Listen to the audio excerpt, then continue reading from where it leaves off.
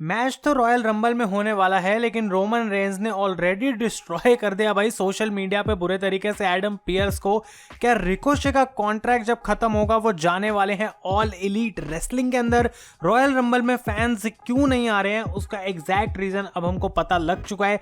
All elite wrestling और NXT की ratings guys आपको थोड़ा शायद शॉक कर सकती हैं, और भी बहुत कुछ जानेंगे आज की इस वीडियो में, तो आप इसे एंड तक देखते रहें। चैनल पर नए हैं तो सब्सक्राइब करें और उस नोटिफिकेशन बेल को भी ऑन करना ना भूलें।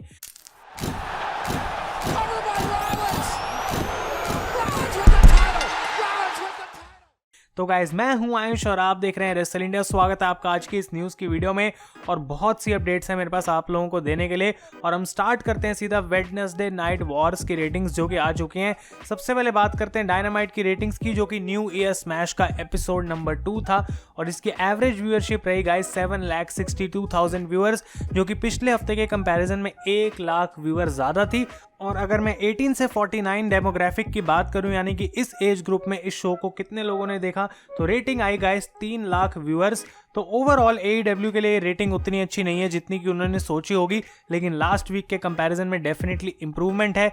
लेकिन NXT के बारे में हम ये सेम चीज़ नहीं कह सकते, क्योंकि शो जबकि काफ़ी अच्छा मुझे लगा था, इसकी एवरेज व्यूअरशिप आई है गाइज 5,51,000 व्यूअर्स, जो कि पिछले हफ्ते के कंपैरिजन में 90,000 व्यूअर्स कम है। लास्ट वीक रेटिंग 6,41,000 थी।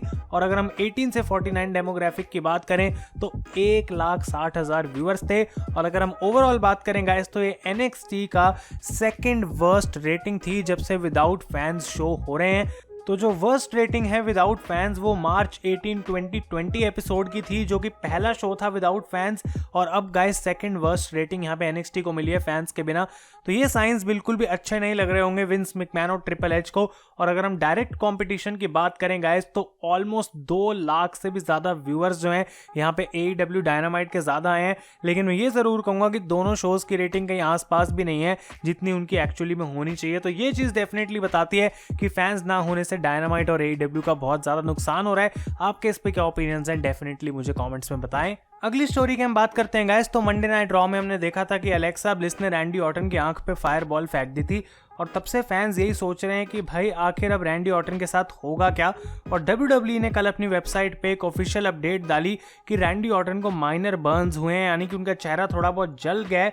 लेकिन ऐसा नहीं है कि भाई उनको बहुत बड़ी प्रॉब्लम है या फिर अब वो देख नहीं पा रहे। और उन्होंने इस अपडेट में ये भी लिखा है कि आने वाली रॉ पे फर्दर अपडेट्स हमें जानने को मिलेगी कि आखिर रैंडी ऑर्टन की कंडीशन एग्जैक्टली है क्या। अब जबकि रैंडी ऑर्टन ने अपने आप को रॉयल रंबल के लिए ऑफिशियली अनाउंस कर दिया, उस मैच का वो पार्ट होने वाले हैं। रिपोर्ट्स हमको बताती हैं कि आने वाले एपिसोड्स में हमें द फील्ड का रिटर्न देखने को मिल सकता है, और रैंडी ऑर्टन के साथ उनका फायरफ्लाई फन हाउस मैच हो सकता है रॉयल रंबल के अंदर। तो अगर ऐसा होगा, क्या रैंडी ऑर्टन विड्रॉ कर लेंगे रॉयल रंबल से अपने आप को, या फिर ऑब्वियसली वो 2 मैच भी लड़ सकते हैं। हमने कई सुपरस्टार्स के साथ पहले भी देखा है। तो इंटरेस्टिंग रहेगा मंडे नाइट रॉ पे गाइस, हो सकता है द फील्ड का रिटर्न हो जाए। इसकी पॉसिबिलिटी डेफिनेटली बनती है, क्योंकि अगर फील्ड और ऑर्टन का मैच रॉयल रंबल में होना है तो उसके लिए बिल्ड करने के लिए भी 2 हफ्ते चाहिए एटलीस्ट। तो आने वाली रॉ उस चीज के हिसाब से काफी इंपॉर्टेंट हो जाएगी।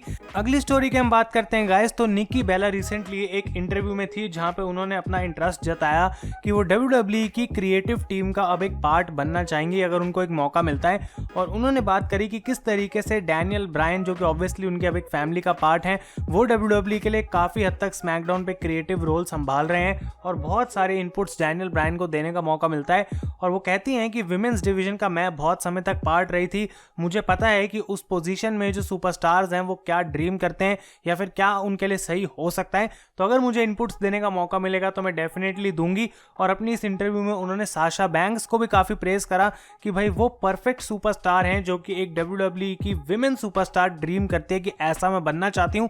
जब भी साशा आते हैं रिंग के अंदर पता लगता है कि एक बड़ी स्टार है। और निकी बेला ने गाइस ये बातें करी हैं, तो निकी बेला हो सकता है कि फ्यूचर में उनको एक अपॉर्चुनिटी दी जाए, क्योंकि जब विंस मैकमैन उनको हॉल ऑफ फेमर बना सकते हैं तो क्रिएटिव टीम का बनाना भाई पार्ट तो एक बहुत ही ज्यादा छोटी बात है।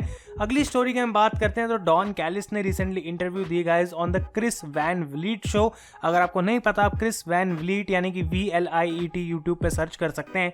और डॉन कैलिस ने यहाँ पे काफ़ी कमाल की डिटेल्स रिवील करी कि भाई AEW और TNA में काम करने से पहले उनको 3 बार अलग अलग टाइम पे WWE ने भी कॉन्ट्रैक्ट ऑफर करा था और वो चाहते थे कि डॉन कैलिस आके उनकी कंपनी के लिए काम करें, लेकिन वो कहते हैं कि तीनों ही बार मैंने WWE को रिजेक्ट कर दिया क्योंकि मुझे एक ऐसा वर्क एनवायरनमेंट चाहिए था जहाँ पे मैं डिसीजन मेकिंग कर सकूँ, यानी कि जो मैं चाहता हूँ वो काइंड ऑफ इनपुट एक्चुअली में काम आए और मैं अपने हिसाब से कुछ चीज़ें कर पाऊँ। तो ये चीज़ WWE में ऑब्वियसली पॉसिबल नहीं हो पाती क्योंकि विंस मैकमैन हर चीज़ को जो है वो ऑपरेट करते हैं और उनके थ्रू सब कुछ जाता है और अगर उन्होंने कोई चीज़ को मना कर दिया तो बाकी कोई भी उनके अगेंस्ट कुछ नहीं बोल सकता। और डॉन कैलिस अपने रोल में थोड़ी सी फ्रीडम चाहते थे जो कि शायद उनको WWE में नहीं मिल पाती और इसकी वजह से उन्होंने उनके ऑफर्स को कर दिया रिजेक्ट। अगली स्टोरी की हम बात करते हैं गाइस, तो आखिर रॉयल रंबल 2021 में फैंस आ तो नहीं रहे हैं, लेकिन इसके पीछे रीजन क्या है और क्यों आखिर WWE ने डिसाइड करा कि हम ऐसा नहीं करने वाले। क्योंकि आप लोग सोचते हैं कि AEW डायनामाइट में जब फैन आ सकता है यानी कि गवर्नमेंट की तरफ से अलाउड है, तो WWE ऐसा क्यों नहीं कर रही।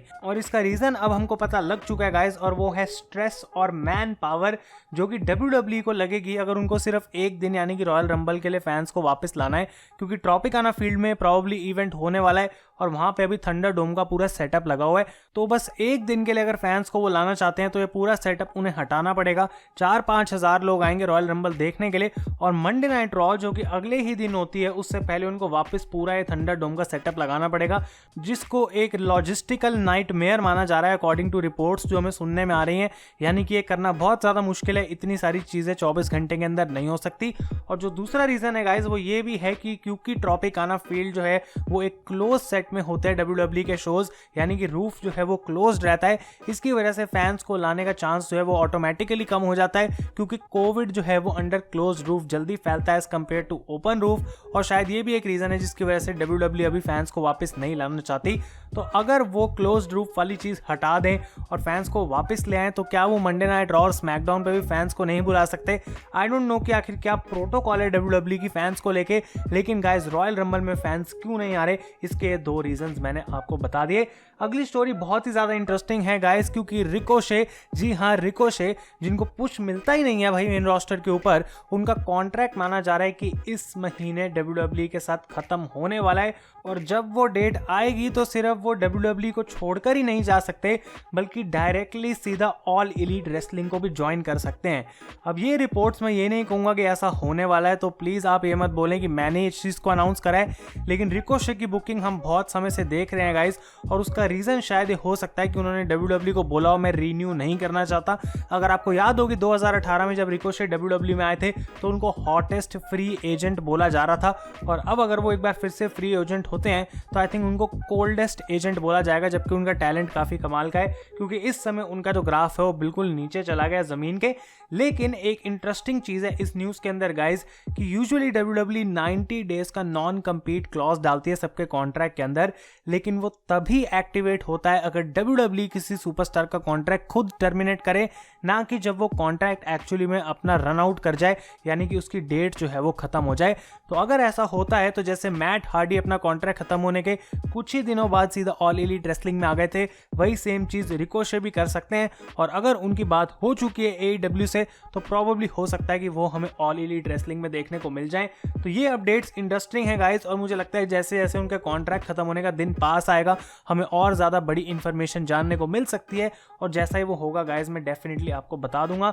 और आज की फाइनल स्टोरी में हम बात करने वाले हैं रोमन रेंस के बारे में, क्योंकि भाई एडम पियर्स लगता है रोमन रेंस से डर तो नहीं रहे इतना, लेकिन वो कह रहे हैं कि भाई रोमन तुम्हारा और मेरा ये जो मैच है ना इसका कोई फ़ायदा नहीं है। और इस चीज़ के लिए गाइस उन्होंने अपने ट्विटर पे एक वीडियो डाली जहाँ पे वो बात कर रहे हैं कि रोमन देखो यूनिवर्सल चैंपियनशिप के इस मैच से ना तो तुम्हें कोई फ़ायदा है, ना मुझे कुछ फ़ायदा है, ना as a whole WWE universe को फ़ायदा है और मेरी लेगेसी को ये चीज़ हर्ट करेगी अगर मैं वापस आता हूँ, क्योंकि मेरी एक अच्छी हिस्ट्री रही है और मैं उस चीज़ को ख़राब नहीं करना चाहता एक बहुत ही बेकार मैच दे के या फिर हार के। और वो कहते हैं अब जो मेरी जॉब है एज ए WWE ऑफिशियल मैं इसको बहुत प्राउड तरीके से करता हूँ और प्लीज़ मुझे यही जॉब करने दो और कुछ ही टाइम बचा स्मैकडाउन में, प्लीज़ तुम इस बात को समझो और प्लीज़ इस मैच को तुम कैंसिल कर दो। लेकिन रोमन रेंस तो भाई अपना फुल कैरेक्टर में है और उन्होंने एडम पियर्स की इस वीडियो को कोट करा और ट्विटर पे रिप्लाई करा, my show, my locker room, my legacy, my decisions, shut your mouth, show up to work, catch this ass beating, #SmackDown, #Royal rumble.